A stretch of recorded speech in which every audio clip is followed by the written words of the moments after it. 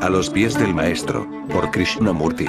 A los que llaman, conducidme desde lo ilusorio a lo real, conducidme de las tinieblas a la luz, conducidme de la muerte a la inmortalidad. Prólogo. Estas palabras no son mías, son del maestro que me enseñó. Sin él no hubiera podido hacer nada, pero con su ayuda he puesto los pies en el sendero. Vosotros también deseáis penetrar en este sendero, y así, las mismas palabras que él me dijo os ayudarán si queréis obedecerlas. No basta decir que estas palabras son bellas y verdaderas. Quien desee lograr éxito debe hacer exactamente lo que ellas entrañan. Mirar la comida y decir que es sabrosa no satisfaría a un hambriento. Ha de comerla. Así pues, no basta escuchar al maestro. Debéis practicar lo que él aconseja, atendiendo a cada palabra y fijándoos en cada insinuación. Si no advertís una indicación, si no atendéis a una palabra, queda perdida para siempre, porque él no las repite. En este sendero se requieren 4 cualidades: discernimiento, carencia de deseos, buena conducta, amor. Trataré de explicaros lo que el maestro me dijo acerca de cada una de ellas, a los pies del maestro. Y la primera cualidad es el discernimiento. Se denomina así, generalmente, a la facultad de distinguir entre lo real y lo ilusorio, y la cual guía a los hombres para entrar en el sendero. Pero también es mucho más que esto, y debe practicarse no tan solo en los comienzos del sendero, sino en cada una de sus etapas, diariamente, hasta el fin. Vosotros entráis en el sendero porque habéis aprendido que tan solo en él pueden encontrarse las cosas dignas de ser alcanzadas. Los que no saben esto trabajan para adquirir riqueza y poder, pero esto dura a lo más una vida tan solo y, por lo tanto, no es real. Hay bienes mayores, reales y perdurables, cuando los hayáis alcanzado, ya no desearéis jamás aquellos otros. En el mundo hay 2 clases de seres, los sabios y los ignorantes. Esta sabiduría es la que nos interesa. La religión que un hombre profese, la raza a que pertenezca, importan poco. Lo realmente importante es que los hombres conozcan el plan divino, porque el plan de Dios es la evolución. Una vez que el hombre realmente lo reconoce, no puede sino identificarse con sus designios y trabajar de acuerdo con él, porque es tan glorioso como bello. Así, conociéndolo, permanece al lado de Dios, firme para el bien y resistente contra el mal, trabajando para la evolución y no por egoísmo. Si está al lado de Dios, está unido a nosotros, y no importa lo mínimo que se llame hindú o budista, cristiano o maometano, ni que sea indio o inglés, chino o ruso. Los que están al lado de Dios saben por qué están aquí y cuál es su misión, y procuran cumplirla. Los demás no saben todavía lo que han de hacer, y así obran a menudo erróneamente e intentan trazarse vías que imaginan placenteras sin comprender que todos somos uno y que, por lo tanto, tan solo lo que el uno quiere puede ser verdaderamente agradable para todos. Ellos van en pos de lo irreal, en vez de lo real. Hasta que aprendan a distinguir entre los dos, no se colocarán al lado de Dios, y, para aprenderlo, discernimiento es el primer paso. Pero, aún después de efectuada la elección, debéis recordar que hay muchas variedades de lo real y lo irreal, y por lo tanto debemos discernir también entre lo justo y lo injusto, lo esencial y lo accesorio, lo útil y lo inútil, lo verdadero y lo falso, lo egoísta y lo altruista. Aquellos que, deseosos de seguir al maestro, han resuelto servir a lo justo a toda costa, no hayan dificultad en la elección entre lo justo y lo injusto. Pero el cuerpo es distinto del hombre, y la voluntad del hombre no siempre coincide con el deseo del cuerpo. Cuando vuestro cuerpo desee algo, deteneos a pensar si vosotros realmente lo deseáis. Porque vosotros sois Dios, y queréis únicamente lo que Dios quiere. Así, debéis buscar profundamente en vosotros mismos para hallar el Dios interno y escuchar su voz, que es vuestra voz. No confundáis con vosotros mismos ni vuestro cuerpo físico, ni vuestro cuerpo astral, ni vuestro cuerpo mental, porque cada uno de ellos pretenderá ser el yo, a fin de obtener lo que desea. Debéis conocerlos todos y reconoceros por su dueño. Cuando se ha de hacer un trabajo, el cuerpo físico quiere descansar, pasear, comer y beber.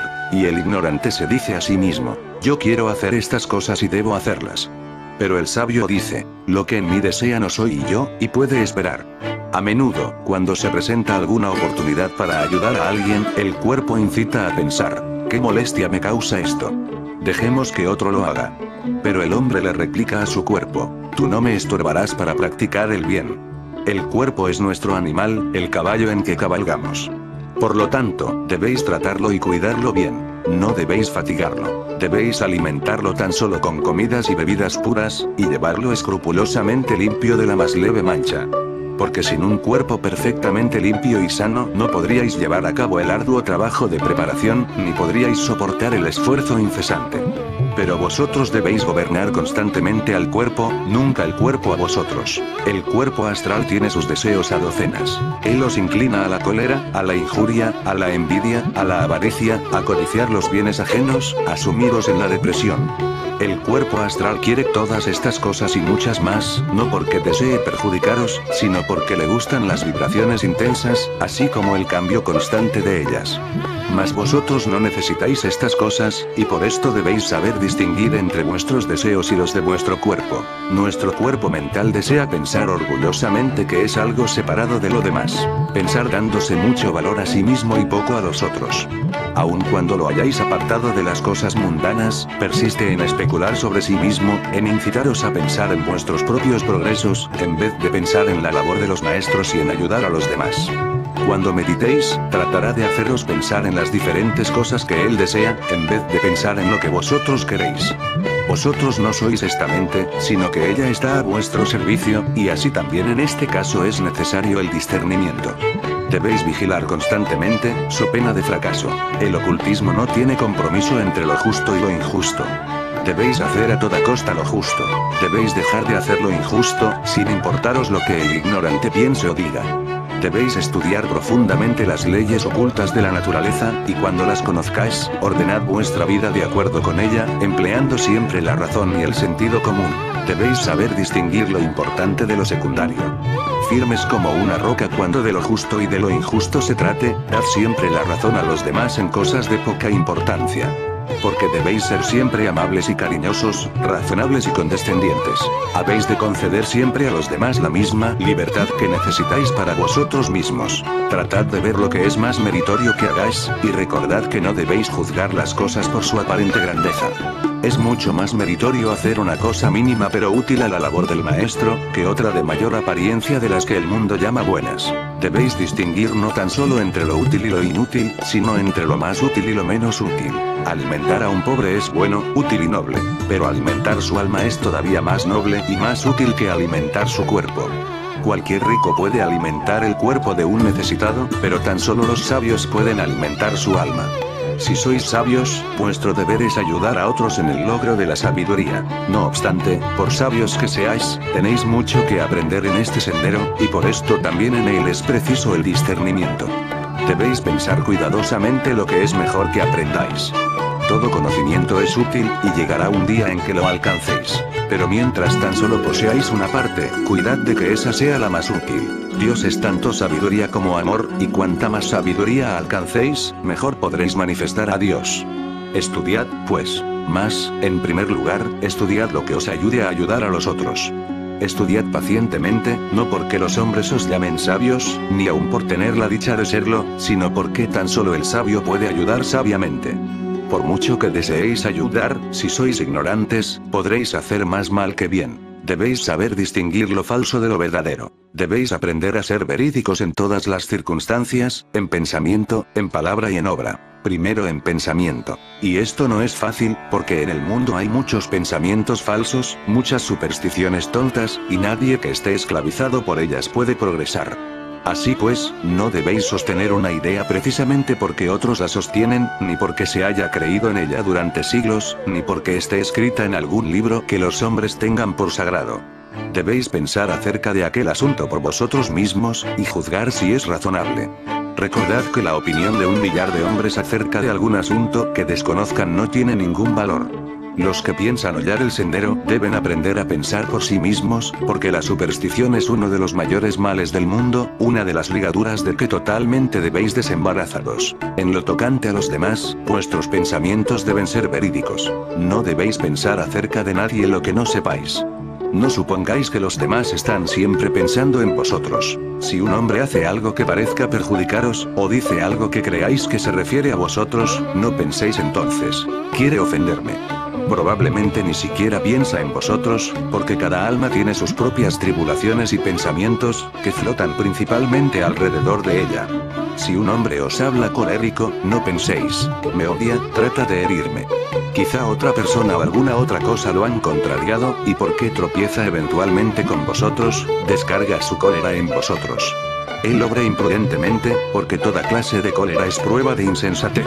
Pero vosotros no os debéis formar de él un juicio equivocado. Cuando seáis discípulos del Maestro, podréis poner siempre a tono la pureza de vuestros pensamientos comparándolos con los suyos. Porque el discípulo es uno con su Maestro, y debe procurar fundir su pensamiento con el suyo y ver si coinciden. Si no están a tono, su pensamiento no es recto, y debe variarlo inmediatamente, porque los pensamientos del Maestro son perfectos, puesto que Él lo sabe todo. Los que todavía no han sido aceptados por Él, no pueden hacerlo del todo, pero pueden ayudarse mucho deteniéndose a pensar a menudo. ¿Qué pensaría el Maestro en estas circunstancias? ¿Qué haría o qué diría el Maestro acerca de esto? Porque no debéis nunca hacer, decir o pensar lo que no podáis imaginar al Maestro haciéndolo, diciéndolo o pensándolo. Aún al relatar habéis de ser verídicos, exactos y sin exageración.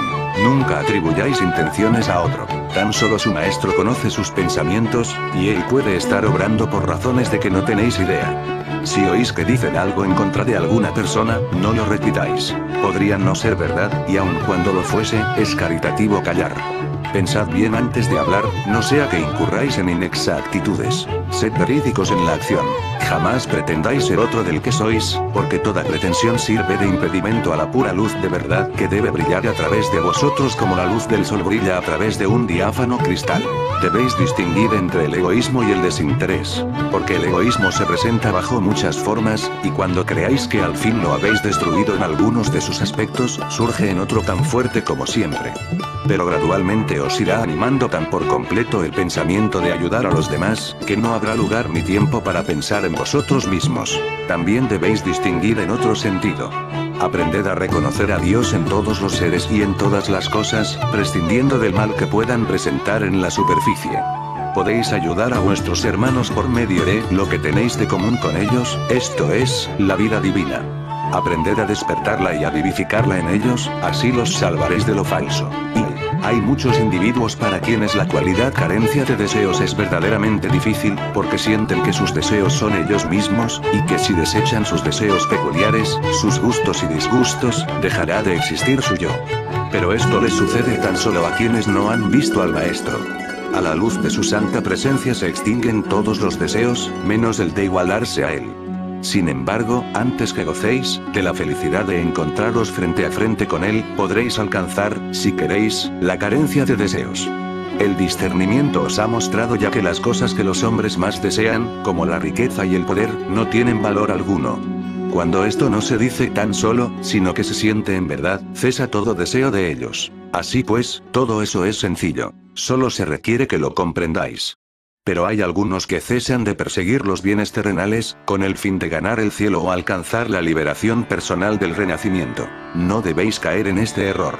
Si habéis olvidado al yo, no podéis pensar en la hora en que este yo sea libre o qué clase de cielo tendrá. Recordad que todo deseo egoísta ata, por elevado que sea su objeto, y en tanto no os hayáis librado de él no estaréis enteramente preparados para dedicaros a la labor del Maestro. Cuando desaparezcan todos los deseos que se refieren al yo, todavía puede existir el deseo de ver los resultados de vuestra obra. Si ayudáis a alguien, querréis ver en cuánto lo habéis ayudado. Aún tal vez queréis que aquel a quien habéis ayudado, también lo vea y os lo agradezca. Esto es todavía deseo, y, además, falta de confianza. Cuando hacéis todo el esfuerzo que podéis para ayudar, debe dar un resultado, tanto si podéis verlo como si no. Si reconocéis la manera de obrar de la ley, sabéis que esto es así. Por esto debéis obrar rectamente por amor a lo recto, no con esperanza de recompensa. Debéis trabajar por amor al trabajo, no por la esperanza de ver el resultado. Debéis entregaros al servicio del mundo, porque lo amáis y no podéis dejar de entregaros a él. No deseéis poderes psíquicos. Ya vendrán cuando el Maestro comprenda que debéis tenerlos. Además, ese esforzarse en adquirirlos trae consigo, muy a menudo, gran perturbación. Frecuentemente, a su poseedor le descarrían los falaces espíritus de la naturaleza, o se envanece y cree que él no puede caer en error. Y el tiempo y el esfuerzo que emplea para alcanzar estos poderes podría emplearlos, de cualquier otro modo, en trabajar para los demás. Los poderes vendrán en el curso del desarrollo. Deben venir. Y si el maestro ve que es útil que los tengáis antes, os enseñará a desarrollarlos sin peligro. Hasta entonces, estaréis mejor sin ellos. Además, debéis precaveros de ciertos pequeños deseos que son comunes en la vida diaria. No deseéis jamás brillar o parecer superior en ningún sentido. No habléis mucho. Es mejor hablar poco. Es mejor todavía callar, hasta que estéis seguros de que lo que vais a decir es verdadero, bueno y puede ayudar a otros. Antes de hablar, pensad cuidadosamente si lo que vais a decir posee estas 3 cualidades. Si no es así, no lo digáis. Lo mejor es acostumbrarse desde el primer momento a pensar cuidadosamente antes de hablar, porque cuando alcancéis la iniciación debéis fijaros en cada palabra, no sea que digáis lo que no debe decirse. Mucha habladuría vulgar es insensata y vana. Cuando es chismosa, es maligna. Así, acostumbraos a escuchar, mejor que a hablar, no expongáis opiniones, a menos que os las pidan directamente. En resumen, las cualidades son saber oír, querer y callar, y la última es la más ardua de todas. Otro común deseo que debéis reprimir severamente es el de inmiscuiros en los asuntos de los demás. Lo que otro haga o diga o crea, no es cosa vuestra, y debéis aprender a dejarlo completamente solo. Él tiene perfecto derecho al pensamiento, palabra y acción libres, mientras no se meta con otro.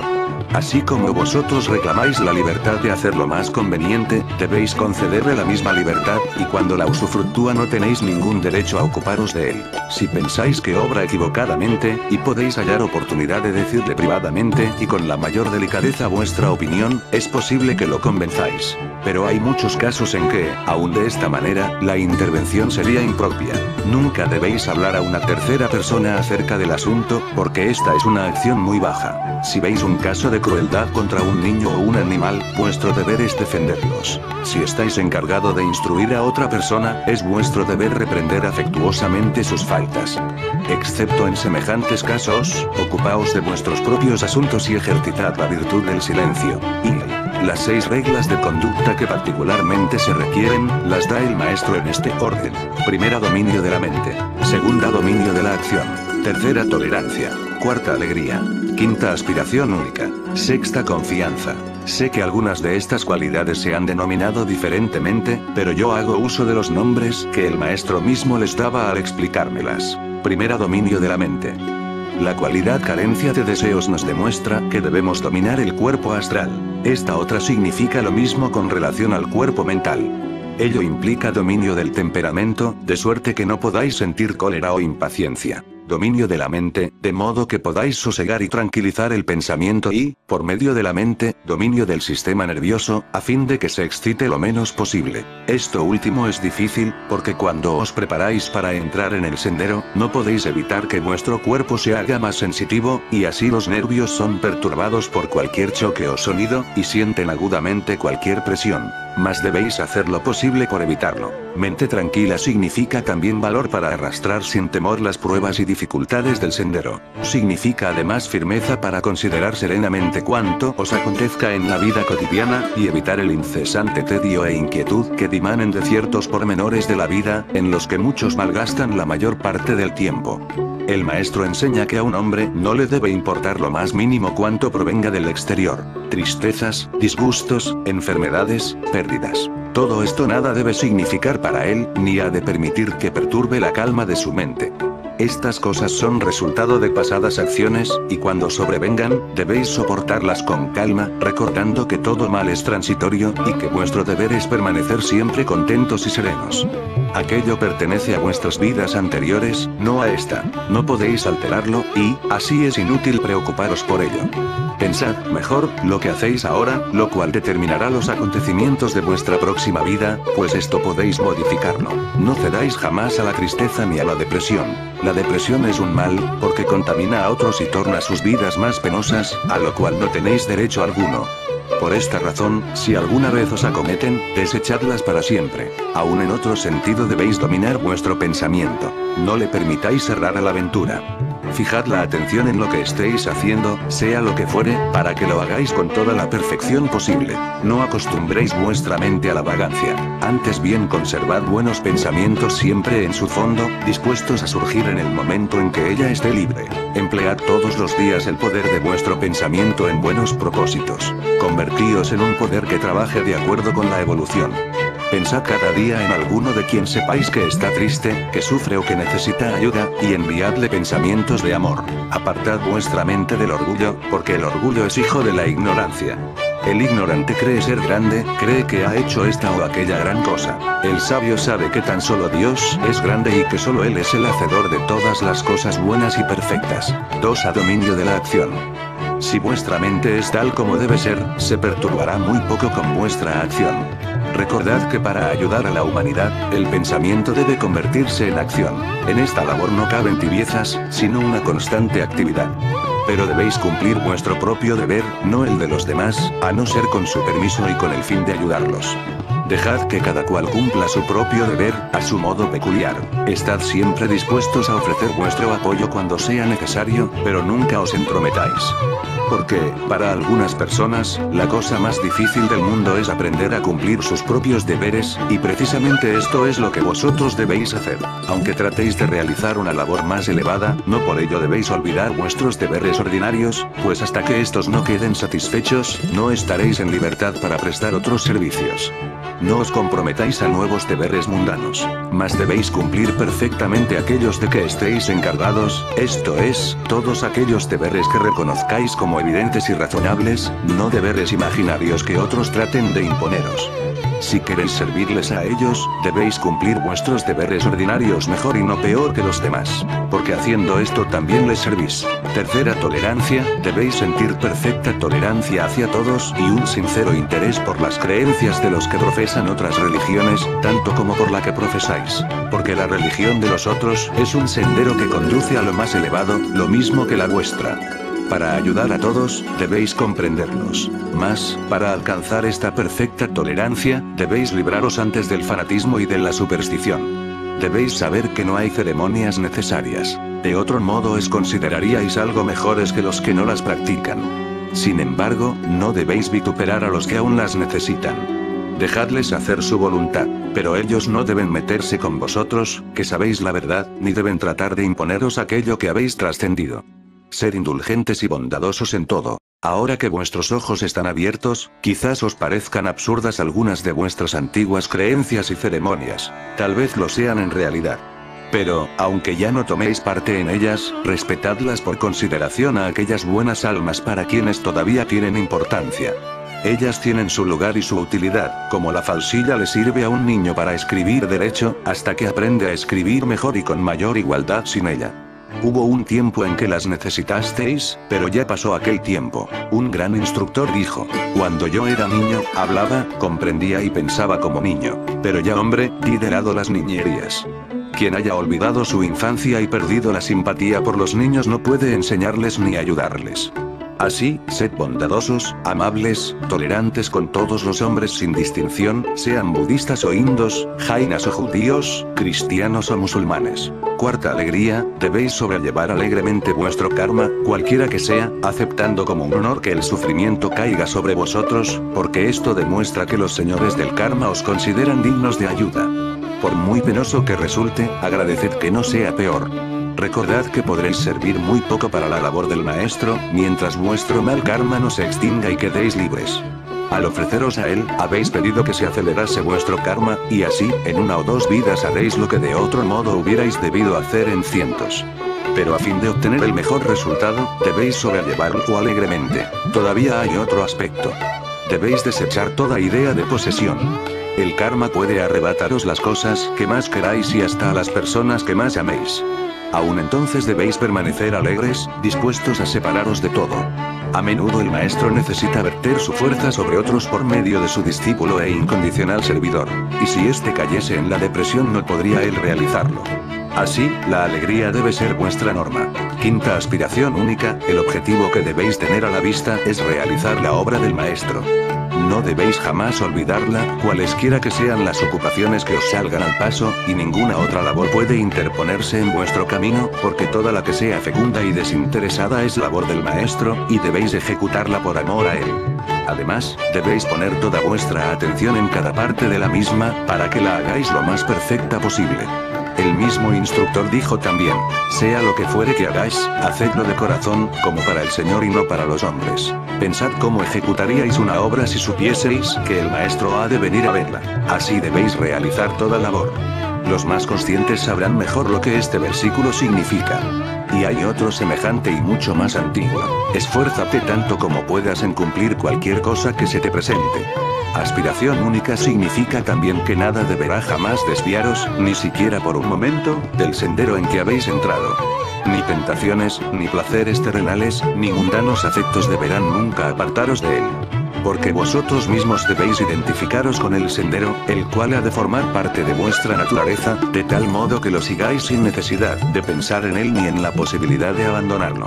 Vosotros, la mónada, lo habéis decidido. Desprenderos de él equivaldría a desprenderos de vosotros mismos. Sexta confianza: debéis confiar en vuestro maestro. Debéis confiar en vosotros mismos. Si ya habéis visto al maestro, confiaréis del todo en él a través de vidas y muertes. Si aún no lo habéis visto, debéis tratar de imaginároslo y confiar en él, porque si no lo hiciereis, no podrá él ayudaros. Sin completa confianza no puede establecerse la perfecta corriente de amor y de poder. Debéis tener confianza en vosotros mismos. ¿Decís que os conocéis bien a vosotros mismos? Si tal creéis, no os conocéis. Tan solo conocéis la débil corteza externa, que con frecuencia cae en el cielo. Vosotros, vuestro yo real, es una chispa del propio fuego divino. Y como Dios, que es omnipotente, está en vosotros, nada hay que no podáis hacer si queréis. Decíos: lo que hizo un hombre, otro hombre puede hacerlo. Yo soy un ser humano, más aún, soy Dios en el hombre. Puedo y quiero hacerlo. Porque vuestra voluntad debe ser cual acero templado, si queréis hallar el sendero. El amor es la cualidad más importante, porque cuando es bastante fuerte en un hombre, lo estimula a revestirse de todas las demás, que sin ella nunca serían suficientes. Suele definirse el amor como un intenso deseo de unión con Dios y de liberación de la rueda de nacimientos y muertes. Pero este concepto del amor suena egoísta e implica solo una parte de su significado. El amor es más que deseo, es voluntad, resolución, determinación. Para producir este resultado, la resolución debe llenar vuestra naturaleza entera, hasta el punto de no dejar lugar para ningún otro sentimiento. Es, sin duda, la voluntad de ser uno con Dios, no para escapar del sufrimiento y de la fatiga, sino a fin de que, en razón de vuestro amor profundo hacia Él, podáis obrar con Él y como Él obra, pues siendo Dios amor, si queréis llegar a ser uno con Él, debéis también estar poseídos de amor y perfecto altruismo. En la vida diaria, esto significa dos cosas. Primera, que procuréis cuidadosamente no causar daño a ningún ser viviente. Segunda, que siempre estéis alerta por si se presenta la oportunidad de ayudar. Primero, no dañar. Hay tres pecados que causan en el mundo mayores males que todos los demás: maledicencia, crueldad y superstición, porque son pecados contra el amor. Si el hombre quiere henchir su corazón de amor divino, ha de vigilarlos y combatirlos constantemente. Veamos los efectos de la maledicencia. Principia con el mal pensamiento, y esto en sí mismo es ya un crimen. Porque en todas las personas y en todas las cosas existe el bien y el mal. A cualquiera de estos podemos prestarle fuerza, pensando en él, y por este medio ayudar o estorbar la evolución. Podemos hacer la voluntad del logos o trabajar en contra de ella. Si pensáis mal de otro, cometéis tres iniquidades a un tiempo. 1. Allenáis el ambiente que os rodea de malos pensamientos en vez de buenos, y así aumentáis las tristezas del mundo. 2. Así en el ser en quien pensáis existe el mal que le atribuís, lo vigorizáis y alimentáis. Y así, hacéis peor a vuestro hermano en vez de hacerlo mejor. Pero, si generalmente el mal no existe en él y tan solo lo habéis imaginado, entonces vuestro maligno pensamiento tienta a vuestro hermano y lo induce a obrar mal, porque, si no es todavía perfecto, podéis convertirlo en aquello que de él habéis pensado. 3. Nutrís vuestra propia mente de malos en vez de buenos pensamientos, y así impedís vuestro propio desarrollo y os hacéis, a los ojos de quienes pueden ver, un objeto feo y repulsivo, en vez de bello y amable. No contento en hacerse todo este daño y hacerlo a su víctima, el maldiciente procura con todas sus fuerzas que los demás participen de su crimen. Les expone con vehemencia su chisme, con la esperanza de que lo crean, y entonces los convencidos cooperan con él, enviando malos pensamientos al pobre paciente. Y esto continúa día tras día, y no lo hace solo una persona, sino miles. ¿Veis ahora cuán bajo, cuán terrible es este pecado? Procurad evitarlo en absoluto. No habléis jamás mal de nadie. Negaos a escuchar a quien os hable mal de otro, y decidle, afectuosamente. Tal vez eso no sea verdad, y, aunque lo fuese, es mejor no hablar de ello. En cuanto a la crueldad, esta es de dos clases, intencionada y sin intención. La crueldad intencionada consiste en causar, de propósito, dolor a otros seres vivientes, y este es el pecado más grave de todos. Obra de diablo más bien que de hombre. Diréis que ningún hombre puede hacer una cosa semejante, pero precisamente los hombres la han hecho muy a menudo y aún la están haciendo cada día. Los inquisidores la practicaron, y también muchas gentes religiosas en nombre de su religión. Los vivisectores, así como habitualmente algunos maestros de escuela. Todas estas personas tratan de excusar su brutalidad con la costumbre, pero un crimen no deja de serlo porque muchos hombres lo cometan. Karma no tiene en cuenta las costumbres, y el karma de la crueldad es el más terrible. En la India, al menos, no puede haber excusa para tales costumbres, porque todos conocen el deber de no acusar mal a nadie. El destino de los crueles cae también sobre aquellos que se dedican intencionadamente a matar a las criaturas de Dios, y llaman a esto deporte. Ya sé que tales cosas no las efectuáis vosotros, y por amor de Dios hablaréis claramente contra ellas cuando la oportunidad se os presente. Pero también hay crueldad en las palabras como en los actos, y una persona que diga una palabra con intención de herir a otra es culpable de este crimen. Esto tampoco lo haréis vosotros, pero algunas veces una palabra dicha al descuido hace tanto daño como una maliciosa. Así pues, debéis estar siempre en guardia contra la crueldad no intencionada. En general, ello procede de la irreflexión. Hay hombres tan poseídos de la ambición y de la avaricia, que ni siquiera se dan cuenta del sufrimiento que causan a los demás pagándoles poco, o haciendo pasar hambre a su mujer e hijos. Otros, pensando tan solo en su codicia, se preocupan poco de los cuerpos y de las almas, a quienes arruinan por satisfacerla. Para librarse de unos cuantos minutos de molestia, un hombre deja de pagar a sus obreros el día que les corresponde, sin acordarse de las dificultades que este hecho les reporta. Tanto sufrimiento se causa por descuido, por olvidar cómo una acción ha de afectar a los demás.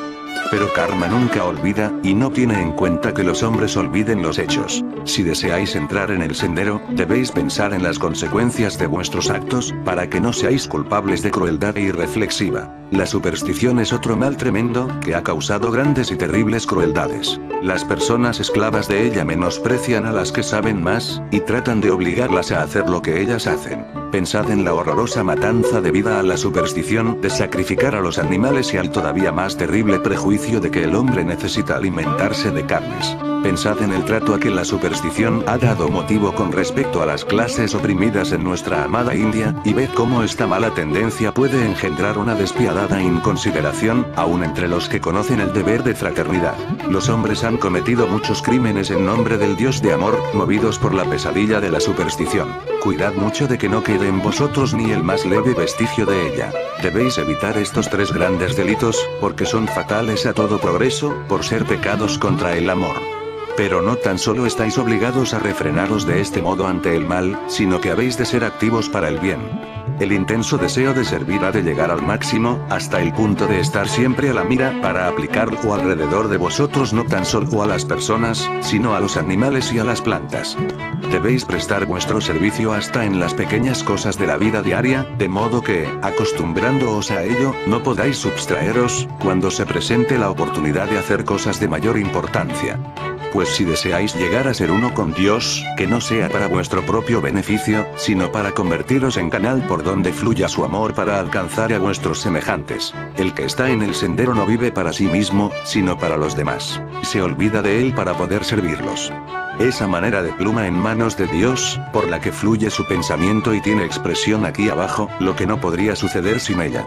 Esa manera de un canal de fuego viviente que derrama sobre el mundo el divino amor que llena su corazón, la sabiduría que os capacita para ayudar, la voluntad que dirige la sabiduría, el amor que inspira la voluntad. Estas son vuestras cualidades. Voluntad, sabiduría y amor son los tres aspectos del Logos. Y vosotros, que deseáis alistaros para servirlo, debéis hacer gala de ellos en el mundo. Quien la palabra del maestro anhele, de sus mandatos póngase en escucha entre el fragor de la terrena lucha, y la escondida luz atento cele. Sobre el inquieto y mundanal gentío, del maestro atisbe la señal más leve, y oiga el susurro que su voz eleve del mundo entre el rugiente griterío.